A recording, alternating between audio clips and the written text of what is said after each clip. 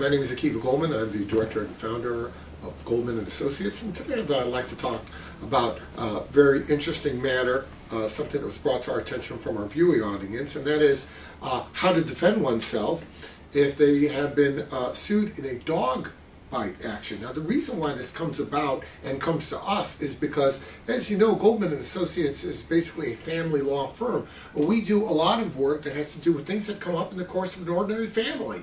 And sometimes families have dogs, mine included, and sometimes there are dog bite incidents, and that's why it ends up coming to us. Well, what do you do if your dog, if you get sued because your dog bit someone? Well, the first thing you have to realize, and the first thing you should therefore do, is that you must realize that dog bites, like a lot of acts of negligence, are covered by your homeowners insurance.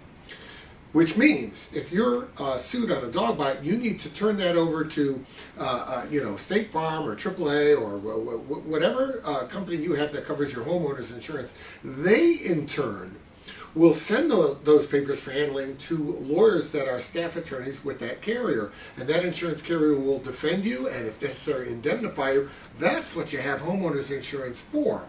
Now, what happens if you're uninsured?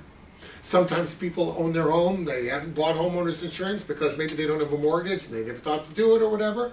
Then what happens? Well, if that happens, then you're in the same boat as anybody who has a loss for which there's no insurance. And that means you're kind of self-insured for that loss. And what that means is you're going to have to handle it yourself.